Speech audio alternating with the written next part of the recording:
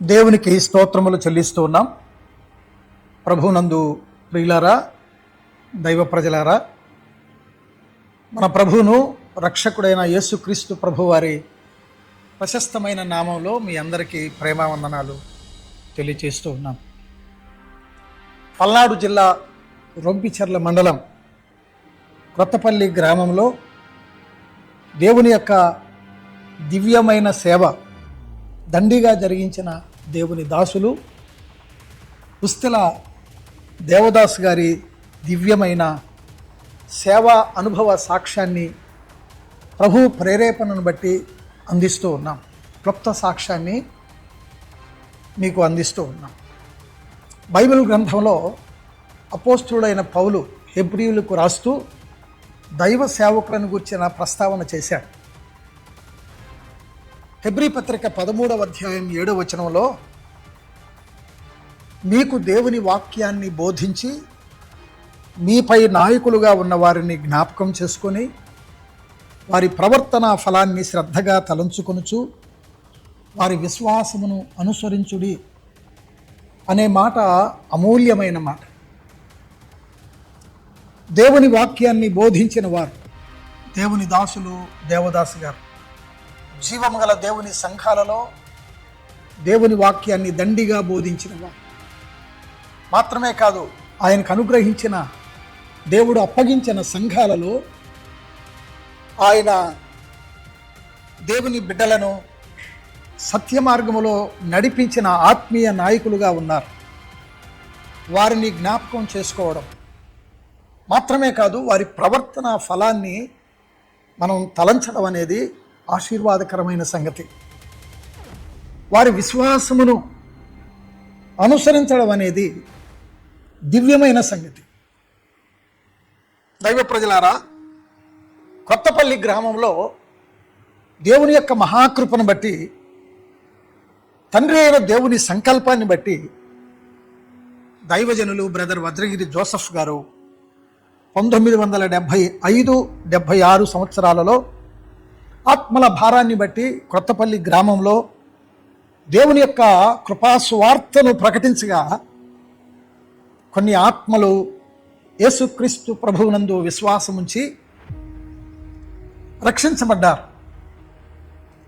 రక్షించబడిన వారిలో మన ప్రియులు సహోదరులు పుస్తెల దేవదాస్ గారు కూడా ప్రభువుని విశ్వసించి రక్షించబడిన వారిలో ఉన్నారు. 1979 సంవత్సరం సెప్టెంబర్ మాసం 23వ తారీఖున సత్తెనపల్లిలో దైవజనులు వజ్రగిరి జోసెఫ్ గారి ద్వారా నీటి బాప్తిస్మము పొందారు. కొత్తపల్లి గ్రామంలో ఉన్న విశ్వసించిన వారు కూడా దేవదాస్ గారితో పాటు వారు బాప్తిస్మం పొందారు. అప్పటి నుండి కొంతకాలం కొత్తపల్లిలో సంఘము లేని కారణాన సత్తెనపల్లి సంఘమునకు వచ్చి అక్కడే ఆరాధన చేసేవారు. ఎంతో వ్యయ ప్రయాసలకు వచ్చి సత్తెనపల్లి వచ్చి వారు ఆరాధన చేసేవారు. దేవుని యొక్క కృపను బట్టి దేవదాస్ గారు ఆయన సేవా భారాన్ని బట్టి, ఆయన ఆత్మయందలి తీవ్రతను బట్టి, ఆ తీవ్రతను గమనించిన పెద్దలు దేవుని దాసులు దేవదాసు గారిని సేవకునిగా ప్రతిష్ఠించి ప్రభు పనికి అప్పగించారు. ఆ తర్వాత విశ్వాసులు కొత్తపల్లి సంఘంలో అభివృద్ధి పొందుతూ ఉండగా, చేర్చబడుతూ ఉండగా 1985వ సంవత్సరంలో కొత్తపల్లిలో సంఘ స్థాపన జరిగించి అక్కడే ఆరాధన ప్రారంభించారు. అప్పటి నుండి ఆయన సేవ జరిగిస్తూ ఉండగా ప్రక్క గ్రామమైనటువంటి ఎడ్వర్డిపేటలో కూడా సంఘం ఏర్పడటానికి దేవుడు కృప చూపాడు. అంతేకాకుండా కామాయపల్లి గ్రామంలోను, చిలకలూరుపేట పట్టణంలోను, మేరికపూడి గ్రామంలో అన్యజనుల మధ్య ఆయన సేవ చేయడానికి దేవుడు కృప చూపాడు. అంత మాత్రమే కాకుండా ఆయన అనేక సంఘాలలో, పలు గ్రామాలలో, పట్టణాలలో ప్రయాసపడి ప్రభు పని చేశారు. అనేక ఆత్మలను ప్రభువులోకి నడిపించారు. ఆయన ద్వారా రక్షించబడినటువంటి కొంతమంది దేవుని పిల్లలు సంఘాలలో సేవకులుగా కూడా దేవుని పని జరిగిస్తూ ఉన్నారు. వాస్తవానికి దేవదాసు గారు కడుపు దీన స్థితిలో ఉండి కూడా శ్రమానుభవంతో శ్రేష్టమైన సేవ చేశారని చెప్పడానికి ఎంతగానో సంతోషిస్తూ ఉన్నాం. ఆయన ప్రభు పనిలో ఉండగా ఎన్నో శ్రమలు, ఎన్నో అవమానాలు, ఎన్నో నిందలు, తిరస్కారాలు, హేళనలు ప్రభు మహిమార్థమై ఆయన భరించారు.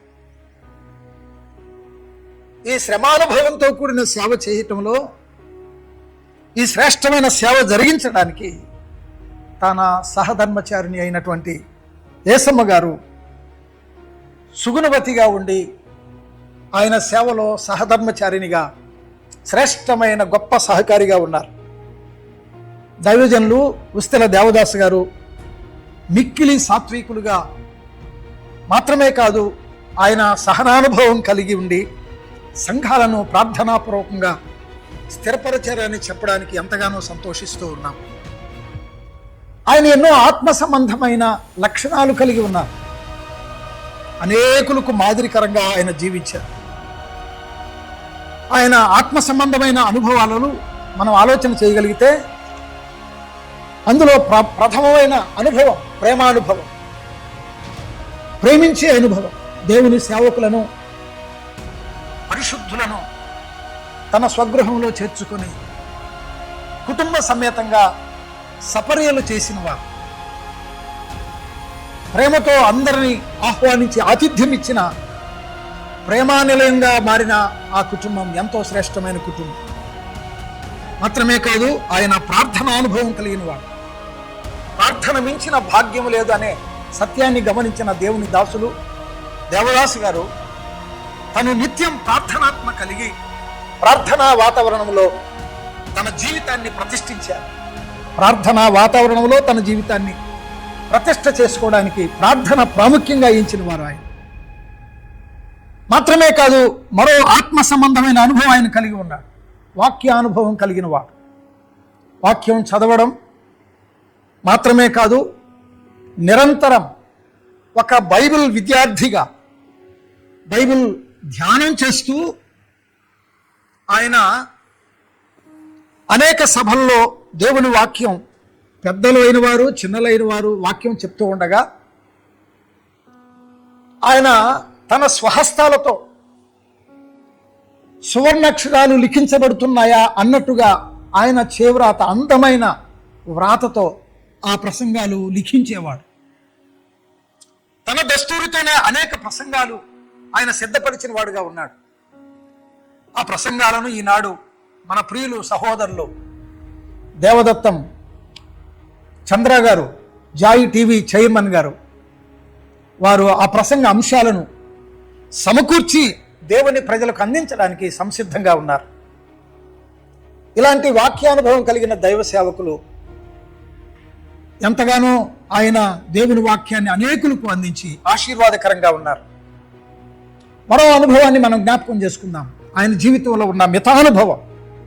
అపోస్తులైన పౌలు తిమోతికి చెప్తూ, నీవు అన్ని విషయములలో మితముగా ఉండుము అనే మాట దేవదాసు గారి జీవితంలో సార్థకత జరిగింది, సార్థకమైపోయింది. దేవుడు తనకు అనుగ్రహించిన దానితోనే సంతృప్తి కలిగి ఉండడం నేర్చుకున్నాడు. సంతోషంతో జీవించేవాడు. వాస్తవంగా ఆయన మిక్కిలి కష్టజీవిగా ఉన్నాడు. ఆయన ఇంటిలో వంట చెరుకు కావాలి అంటే సైకిల్ మీదనే కొండ ప్రాంతానికి వెళ్ళి కొండ దిగువన సైకిల్ ఉంచి కొండపైకి ఎక్కి కట్టెలు కొట్టి నెత్తి మీద పెట్టుకొని మళ్ళీ సైకిల్ మీద పెట్టుకొని ఇంటికి వచ్చేవాడు. చాలా కష్టజీవిగా ఆయన జీవనం సాగించాడు. చాలా కాలం ఆయన సైకిల్ మీద యాత్ర చేసి దేవుని సేవ జరిగించాడు. ఒక యవనస్తుడు వలె ఆయన సైకిల్ మీదనే దేవుని సేవ జరిగించాడు. దైవ ప్రజలారా, ఆయన హితానుభవం కలిగి సంఘానికి ఆరోగ్యకరమైనటువంటి హితబోధ అందించారు. దుర్బోధలను ఖండించిన వారు. దుర్బోధ ఎక్కడ చేసినా ఆ దుర్బోధ నిర్మోహమాటంగా ఆయన ఖండించేవాడుగా ఉన్నాడు. ఆయనలో ఉన్నటువంటి మరో శ్రేష్టమైన లక్షణం శ్రమానుభవం. శ్రమానుభవం శ్రమలు సహించి సేవ చేశారు ఆయన. ఎన్నో ఆర్థిక సమస్యలు, అనారోగ్య సమస్యలు, సంఘ సమస్యలు, సమాజంలో ఉన్న సమస్యలన్నిటి పట్టి పీడిస్తూ ఉన్నప్పటికీ కూడా సహనముతో ఆయన శ్రమలు సహించి సేవలో సాగిపోయినారు. ఒక పర్యాయం ఒక ఎద్దు ఆయనను పొడవుగా ప్రక్కటి ముక్కులు విరిగిపోయి హాస్పిటల్లో ఉన్నారు. ఆ హాస్పిటల్లో ఉన్నప్పుడు దేవుడే తన పట్ల కృప చూపి ఆయన బాగు చేశాడు, తన పని కొరకై సాధనంగా ఉండాలి అని. మరో పర్యాయం ఏసక్క గారికి 2-3 పర్యాయాలు సర్పాలు కాటు వేశాయి, త్రాసుపాము కూడా కరిచింది అక్కన. అటువంటి భయంకరమైన త్రాసుపాము కరిచినా కూడా ఆమె ప్రాణాపాయ పరిస్థితుల నుంచి ప్రభువే కనికరం చూపి కాపాడాడు. ఎన్నో విపత్తుల నుండి, ఎన్నో అనారోగ్య పరిస్థితుల నుండి, ఎన్నో ఆర్థిక సమస్యల నుండి వారు విడిపించబడ్డారు దేవుని కృప వల్ల. వాస్తవానికి సరి అయిన గృహం లేదు. ఇంటిలోనికి వెళితే ఆకాశం కనిపిస్తూ ఉంది. ఒకవేళ పడుకుందామంటే ప్రక్కనే ఉన్న వాగులో ఉన్న నీరు ఇంటిలోకి ప్రవహించేట్లుగా ఉంది. సరి అయిన గృహవస్థ లేదు, సరైనటువంటి వాహనాలు లేవు, సరైనటువంటి పరిస్థితులు లేనప్పటికీ కూడా వస్త్రాలు లేమి కలిగి ఉన్నా, ఆహారం లేమి కలిగి ఉన్నా, లేమిలో కూడా ప్రభువును వెంబడిస్తూ ప్రభువును సేవిస్తూ శ్రమానుభవంతో సేవ చేశారు. ఆయనలో ఉన్న మరో లక్షణం సాత్విక అనుభవం. శ్రమలు సహించి సేవ చేయడం మాత్రమే కాదు, తన జీవితం అంతా ఆయన దీనుడుగా సాత్వికుడుగా జీవించారు. ఒకవేళ ప్రభువే వస్తే ఫలా నమ్మకమైన మంచి దాసుడా అని ప్రభువు దగ్గర మెప్పు పొందేలా జీవించినటువంటి నమ్మకమైన దేవుని దాసుడు. అటువంటి నమ్మకస్తులు ఈనాడు చాలా కొరతగా ఉన్నారు. నమ్మకమైన దైవజనుడు ఆయన. క్రీస్తు యేసు యొక్క మంచి సైనికుని వలె మంచి పోరాటం పోరాడిన యోధుడు, యోగ్యుడు ఆయన. తన ఆత్మీయ పరుగు కడముట్టించాడు. మాత్రమే కాదు, విశ్వాస వీరుడుగా విశ్వాసం కాపాడుకున్నవాడుగా మనం చూస్తాం. దైవ సేవకులు దేవదాసు గారు తన తుది శ్వాస విడిచేంత వరకు కూడా మరణ పడక మీద ఉండి కూడా సువార్తను ప్రకటించిన వారు. కొన్ని ఆత్మలను ఆయన రక్షించారు. ఆ పడకలో ఉండి కూడా ఆయన అనేక మందికి సువార్తను ప్రకటించారు. ప్రభు పిలుపును బట్టి 2021వ సంవత్సరం మే నెల 9వ తారీఖున నిదానంగా ఆయన నిత్య మహిమ వెళ్ళారు. నిత్య మహిమలో ఆయన ఉన్నారు. ఈ లోకంలో ఆయన 85 సంవత్సరాలు జీవించి దీర్ఘాయువు కలిగిన ధన్యుడయ్యాడు ఆయన. అందును బట్టి ప్రభువును స్తుతిస్తూ ఉన్నాం. దేవుడు ఆయనను ప్రేమించి 3 కుమారులను ఇచ్చారండి. 3 కోడళ్ళు, 1 కుమార్తె ఉన్నది. ప్రథమ కుమారుడు మాణిక్యరావు, దేవమణి కుటుంబ సభ్యులు. ద్వితీయ కుమారుడు ఇస్సాకు ఈ లోకాన్ని విడిచి మహిమలో ఉన్నాడు. తన భార్య పేరు సుజాత.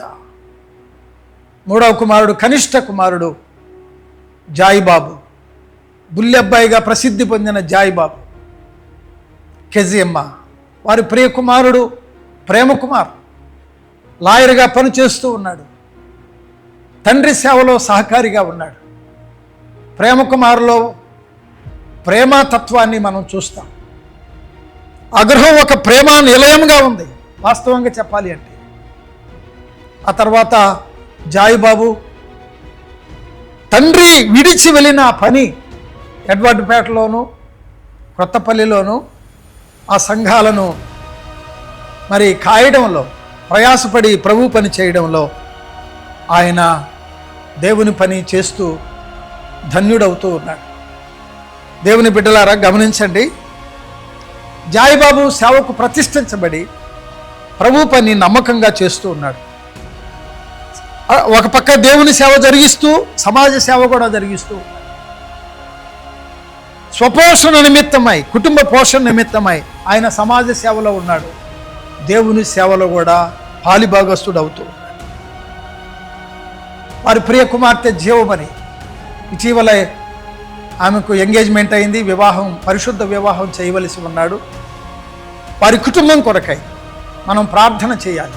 ఆ కుటుంబం అంతా రక్షించబడి ప్రభు సేవలో భయంకరమైన పాత్రలుగా వారు ఉపయోగపడుతూ.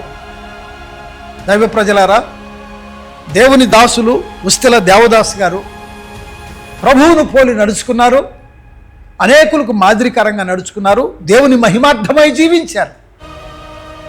అలాగనే చేరువచ్చిన మనం కూడా, ఈ మాటలు వింటున్న మనం కూడా యేసుక్రీస్తు ప్రభువును స్వరక్షకునిగా అంగీకరించి పాపముల నుండి విడిపించబడి ఆయన పవిత్రమైన రక్తం ద్వారా శుద్ధీకరించబడి నిత్య జీవానికి వారసులై ప్రభువును పోలి నడుచుకుంటూ మాదిరికరమైన జీవితం జీవిస్తూ అనేకులకు మాదిరికరంగా ఉండాలని అభిలషిస్తూ దేవుని మాటలు, ఆయన గురించిన దేవుని దాసుని అయిన దేవదాస్ గారి గురించిన సాక్ష్యం ఇంతటితో ముగిస్తున్నాం.